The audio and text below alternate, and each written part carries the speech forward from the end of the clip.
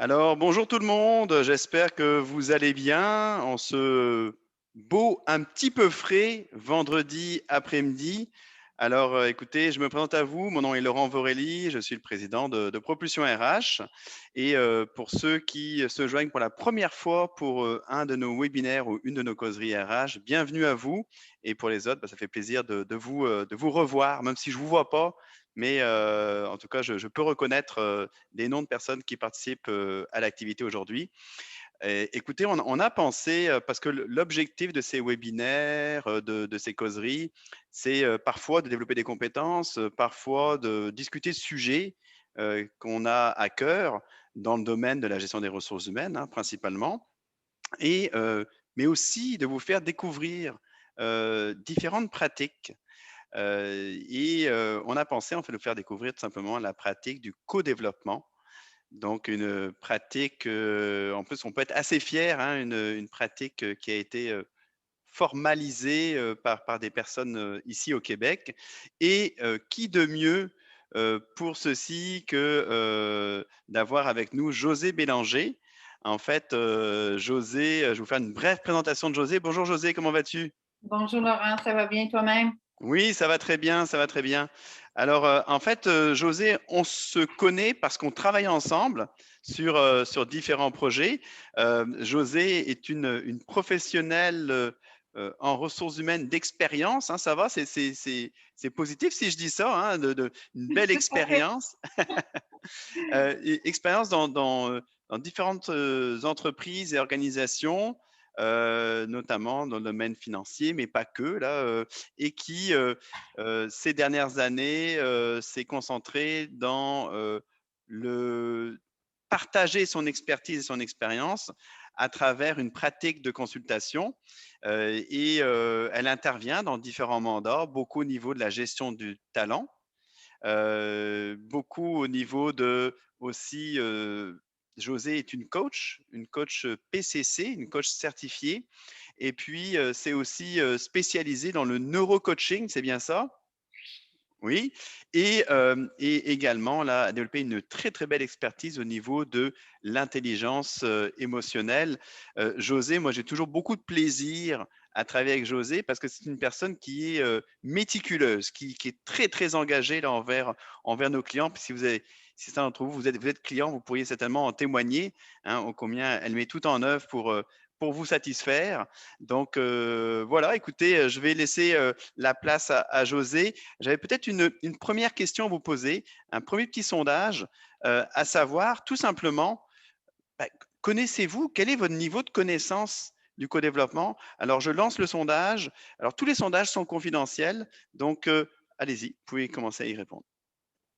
Donc de 0 à 10, 0 c'est que vous n'y connaissez absolument rien, pas du tout vous connaissez absolument pas le coaching, le codéveloppement, excusez-moi, là je me mêle. Et puis, 10 c'est que vous êtes les experts. Je José là, je tu t'auto-évaluerais à combien? Oh, un bon 1 à 3, je pense. Non, non. Mais non, oh là, J'ai encore à apprendre. Je dirais huit, ouais. neuf probablement là. Bon, en tout cas là, je pense qu'il y a personne, je sais pas si c'est la manière, j'ai peut-être influencé un peu les résultats, mais il y a personne qui s'est coté 10 là, là-dessus. Je partage les résultats et puis je pourrais même te laisser, hop, pardon, les commenter. Les voici. Ah, intéressant. Donc, on voit que la majorité d'entre vous, vous avez une connaissance, peut-être plutôt limitée, on va dire, parce que, si je rajoute entre 0 et 3, c'est plus de 50 d'entre vous là qui avez, très, très peu de connaissances concernant le co-développement. Alors donc, tant mieux, hein, on va faire en sorte que vous ayez un peu plus de connaissances, et peut-être je vous dirais même l'envie d'expérimenter ou de faire expérimenter le co-développement, autour de vous. Alors on est parti, donc je vais commencer à partager la présentation de José. Merci Laurent. Et je trouve ça quand même intéressant là, parce que tout le monde en a entendu parler un petit peu. Alors, ils ont un petit peu quelques notions et ça va me faire plaisir d'ajouter de l'information. Donc, bonjour à tous. Merci beaucoup, beaucoup d'être là, de me permettre d'échanger sur le co-développement professionnel avec vous. Merci, Laurent et ton équipe. C'est super d'être avec vous. Je vais vous parler du co-développement, qui est une approche de développement, en fait, personnel, hein. On s'adresse à des gens, à des personnes comme telles, qui est très, très puissante et qui me tient à cœur en tant que coach, parce qu'elle permet d'avoir accès à l'intelligence collective des participants, des collègues, tout au long du processus. Peu importe le thème pour sa propre transformation. Donc, c'est très intéressant. Donc, merci d'être là.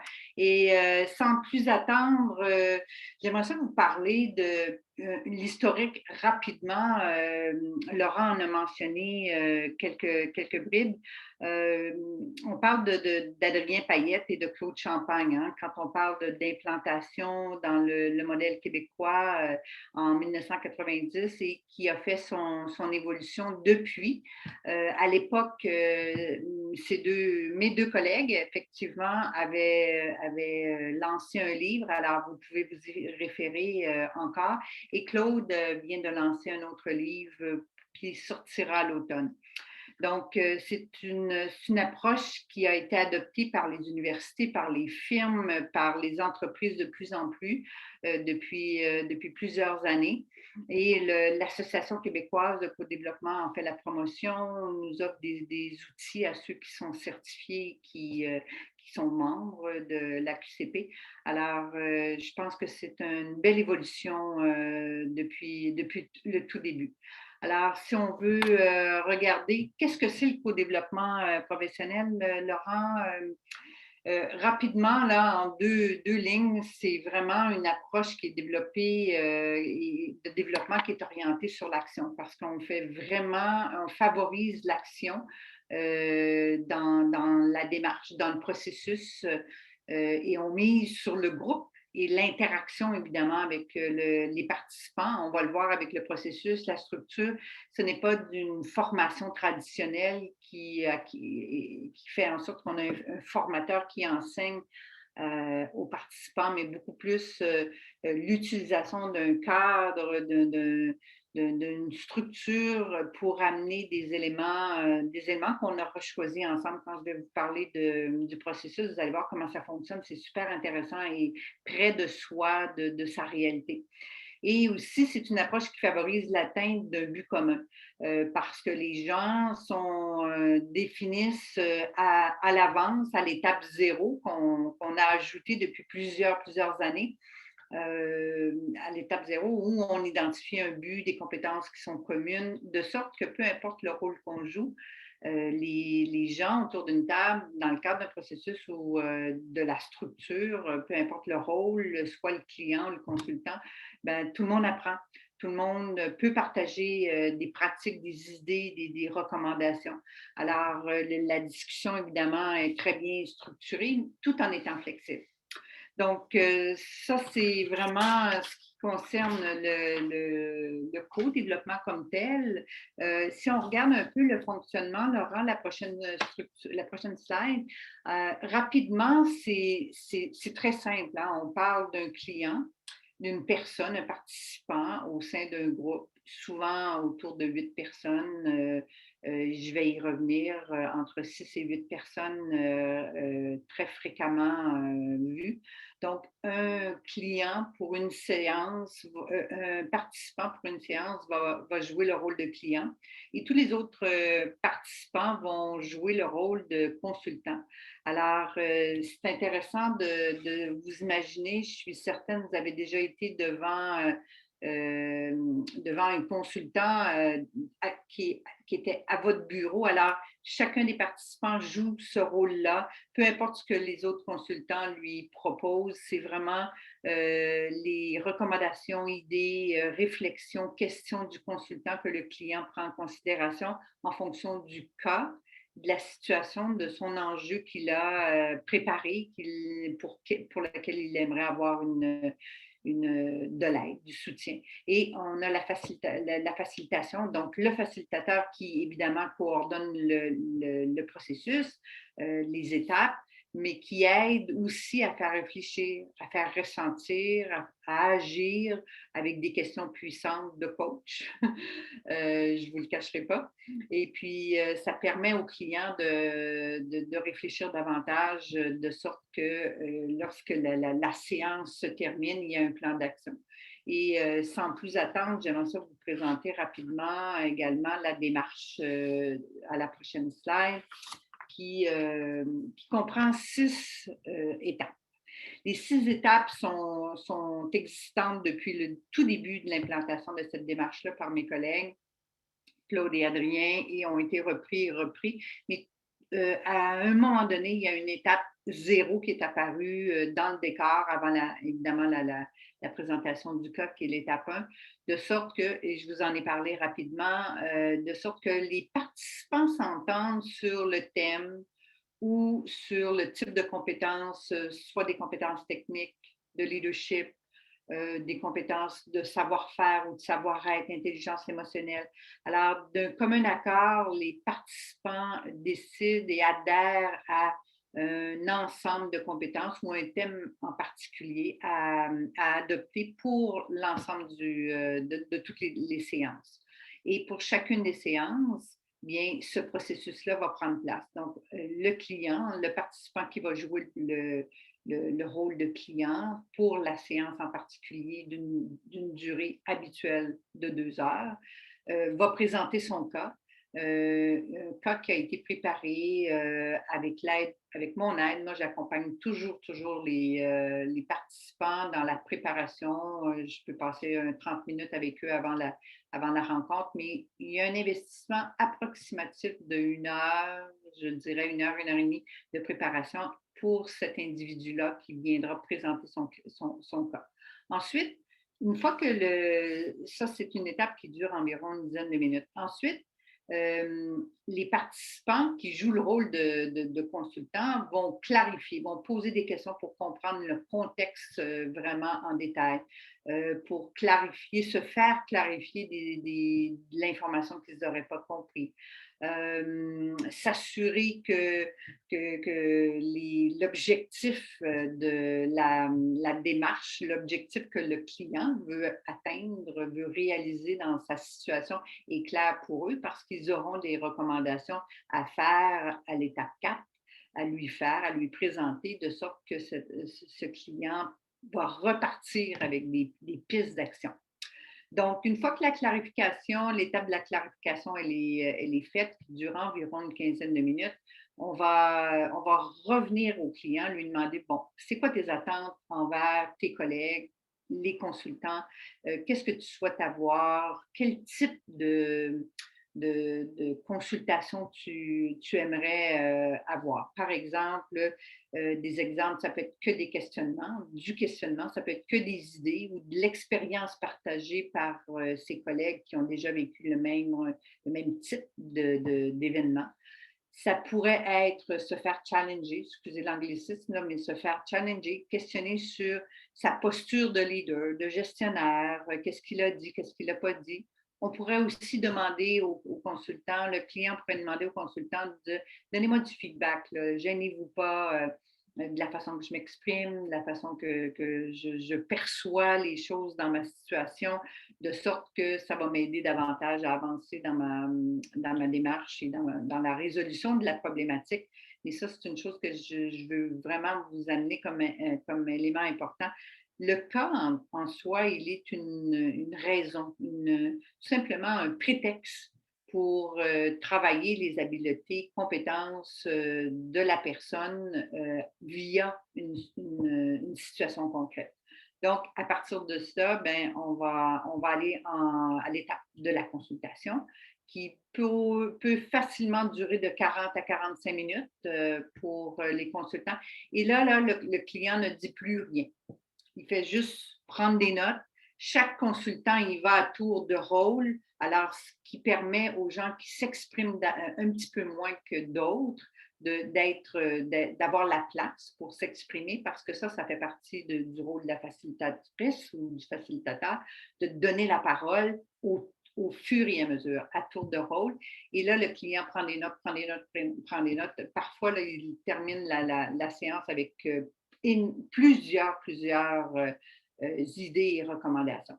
Donc, quand cette période-là, cette étape-là de 40-45 minutes, ça pourrait aller à 50 minutes, se termine, on laisse une minute ou deux au client et il fait une synthèse. C'est plan d'action très haut niveau et on lui demande de nous donner un petit peu la vue d'ensemble, qu'est-ce qu'il va essayer, qu'est-ce qu'il a retenu, qu'est-ce qui a été vraiment une surprise, une révélation pour lui.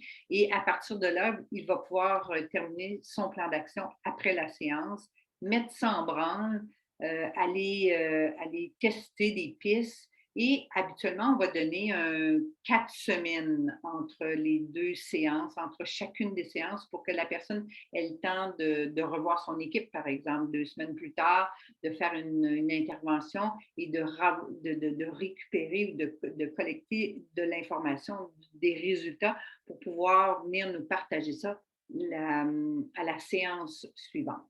Donc, à la fin de la séance, lorsque le client a présenté sa synthèse et son plan d'action, on fait une évaluation. Donc, autant pour le client que les consultants, quels ont été les apprentissages, comment ça a été, le questionnement. Moi, je travaille énormément 4 compétences à travers ce processus-là: l'écoute active, la réflexion, le questionnement et l'esprit de synthèse. Donc, l'esprit de synthèse pour le client est très important et on s'en rend compte quand les consultants vont proposer une idée qu'il a déjà fait, une action qu'il a déjà implantée, mais qu'il n'a pas mentionnée dans sa présentation de cas.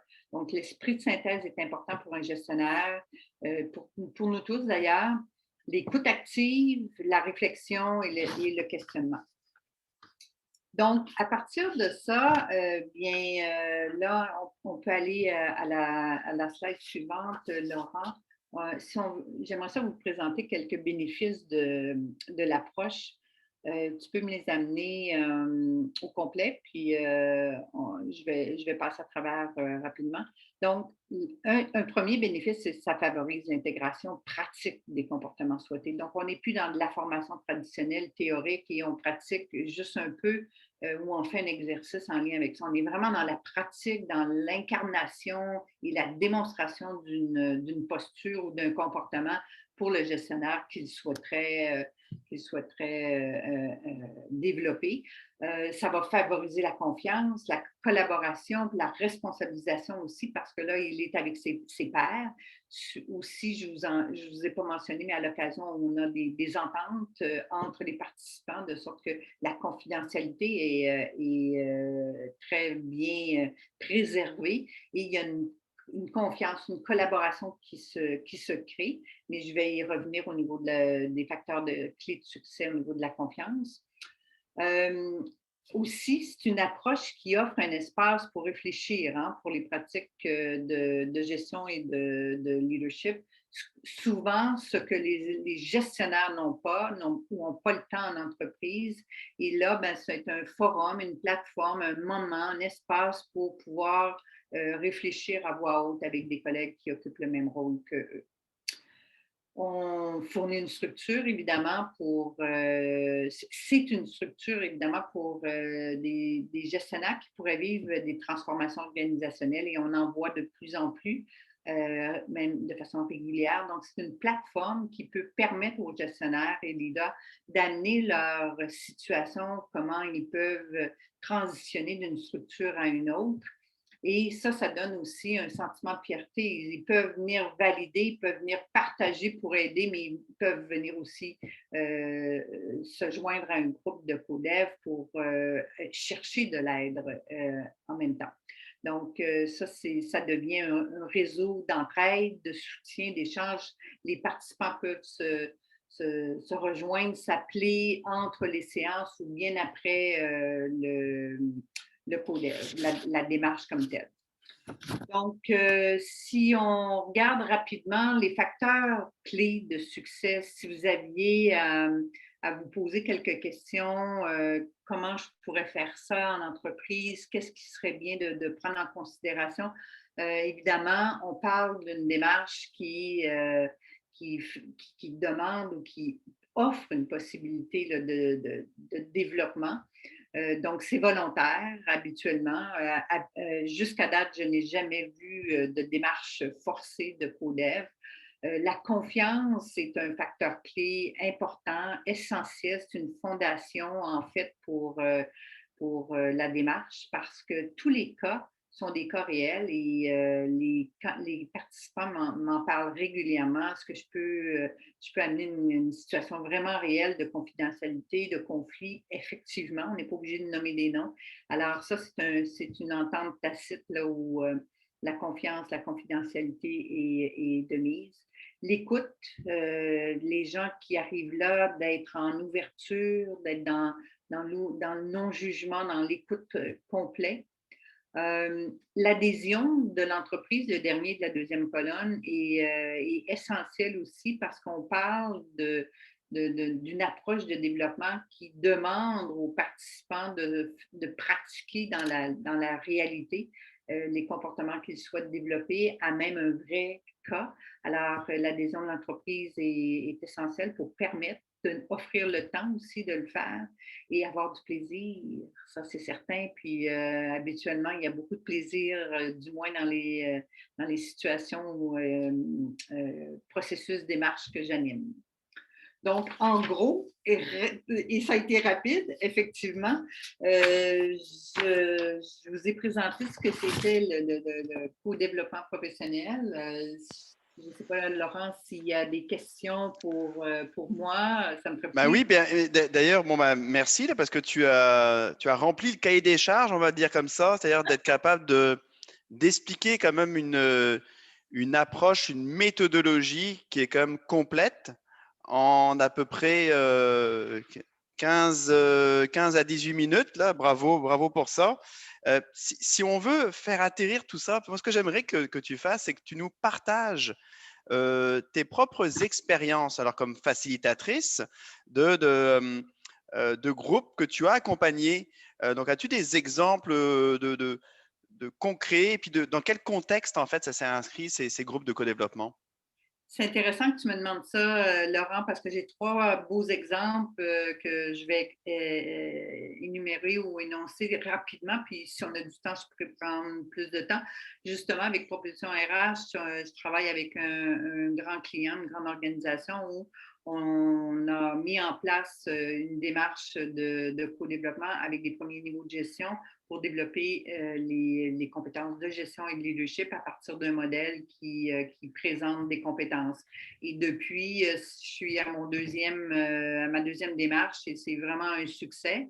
Ensuite, à deux reprises dans ma carrière, j'ai implanté le co-développement aussi en entreprise comme stratégie d'intégration des apprentissages suite à un programme de développement du leadership ou de gestion. Après un an et demi, les gens ont assisté, on leur a enseigné des notions de gestion et c'est une plateforme, un outil extraordinaire pour venir vraiment mettre tout ça en pratique.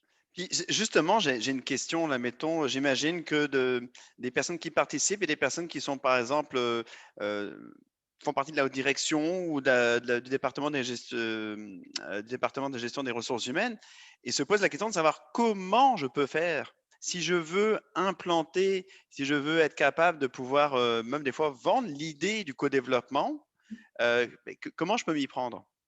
En fait, c'est une démarche qui est quand même pas simple, mais qui se fait, je l'ai vu dans les grandes organisations principalement, parce qu'ils ont souvent une grande équipe de personnes RH, parce que ça demande une sensibilisation, une communication, il faut aller vendre, il faut monter un business case. Toutefois, sachez que c'est une des approches de développement les moins coûteuses avec le plus de retours. Et c'est pour ça qu'il y a tant d'entreprises dans moyenne taille et plus petites qui travaillent avec des coachs, avec des facilitateurs à l'externe pour faire ces démarches-là et faciliter les démarches. Pas nécessairement l'implanter, la démarche, l'approche comme telle, mais vraiment faciliter les groupes de co-développement en fonction de compétences qu'ils souhaitent développer. Et évidemment, mais par la suite, là, on parle de formation des facilitateurs et il y a des compétences, un rôle et des compétences particulières pour ces facilitateurs-là, puis, et le suivi et l'accompagnement des gestionnaires aussi. Donc, ce n'est pas une mince tâche, il y a beaucoup d'actions, c'est très faisable. On peut accompagner des organisations, justement, des grandes organisations ou moins grandes, mais il faut avoir les ressources à l'interne pour pouvoir faire le travail. Ouais, c'est un petit peu ça, là. Moi, je l'ai vu. En fait, moi, je l'ai vu où il y a eu des tentatives d'implantation en se disant que c'est juste la méthodologie et puis on va la mettre en place. Mais des fois, ça n'a pas donné le succès, les résultats attendus. Et je pense qu'en fait, puis la question, là, j'ai vu une question passer en disant, tu sais, c'est quoi ça demande des compétences de facilitation. Hein, Oui. puis je ne sais pas si tu peux en nommer quelques-unes, mais ça demande peut-être même d'être formé, ça peut être d'être accompagné, etc. Là, donc.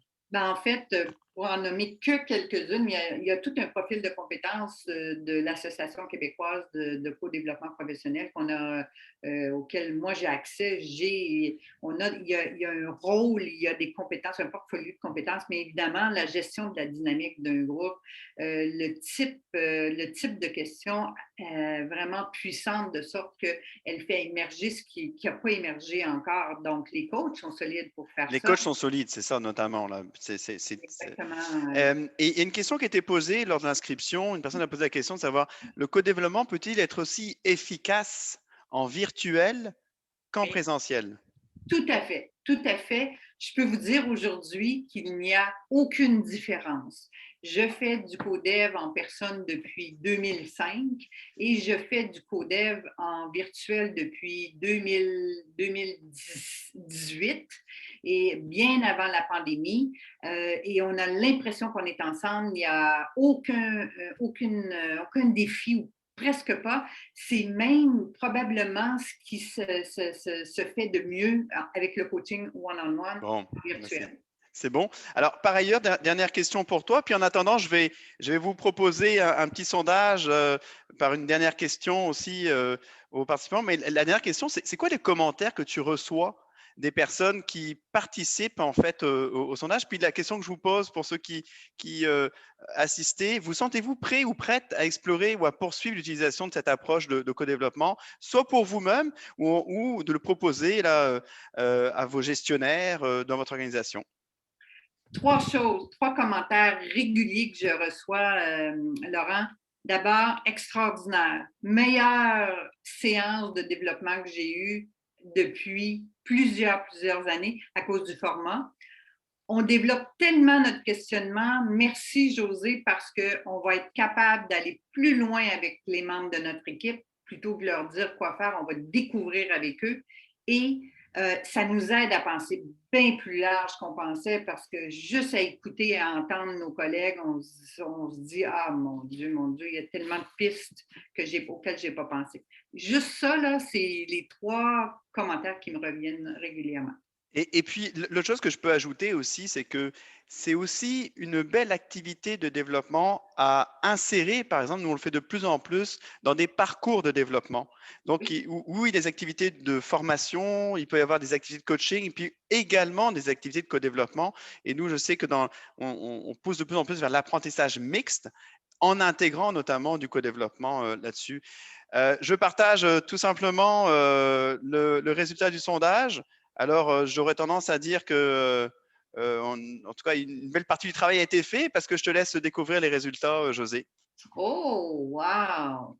60% ont dit oui, 3% non. C'est tellement peu. Bon, et 36 peut-être. Alors, qu'est-ce que ça vous prend pour aller de l'avant? Donc, donc écoutez, si on vous a donné le goût, tant mieux.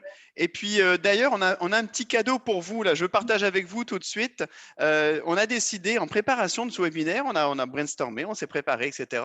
Et puis, on a eu une idée qui est d'offrir le co-développement. Alors, bien sûr, le co-développement, on l'offre dans les organisations, hein, pour des équipes naturelles ou des équipes de gestionnaires au sein de notre organisation. Mais on a eu l'idée de vous l'offrir aussi en mode public, c'est-à-dire de l'offrir à tous, que vous veniez de différentes organisations. Donc, vous pouvez l'imaginer pour vous-même ou vous pouvez l'imaginer pour des gestionnaires. On va faire un ou deux premiers groupes uniquement pour des gestionnaires de premier niveau. Donc, il faut que vous soyez, ou il faut que les personnes que vous invitiez soient des gestionnaires. Idéalement, peut-être plus de premier niveau parce qu'on veut des groupes assez homogènes avec des enjeux similaires. Et puis, ça sera on fera du vrai co-développement. Ça sera donc vraiment un format, idéalement, là, donc sur 8 sessions, 8 personnes. Donc, chaque personne peut être client à chacune des sessions. Et on vous offre, en fait, un rabais de $200 pour toute personne qui s'inscrit. Donc, juste vous le dire, vous allez recevoir une communication là-dessus. Vous aurez un petit code à appliquer lors de votre inscription ou l'inscription de votre collègue. Et puis, écoutez, si vous embarquez, ça nous fera plaisir de vous revoir. En tout cas, vous reverrez certainement José qui jouera le rôle de facilitatrice. Donc, merci beaucoup. Merci à vous tous. Je vois qu'il y a des petites questions à savoir. À quel endroit on peut en savoir plus ou autre. Est-ce que José, tu peux être disponible si jamais il y a d'autres questions supplémentaires? Oui, tout à Oui. fait, il n'y a pas de problème. Bon, ben, c'est parfait. Donc, écoutez, un grand merci à vous tous. J'espère qu'on vous a donné le goût de découvrir, d'aller encore plus loin au niveau du co-développement. Et puis, allez-y, essayez. Vous allez voir, hein, et vous avez rien à perdre. Puis, ça va être toute une expérience, une très, très belle expérience là, que vous allez vivre. Merci beaucoup. Passez un bon week-end. Et puis, au plaisir de vous revoir pour la prochaine causerie ou le prochain webinaire. Bonne Merci à fin de tous. semaine. Au revoir.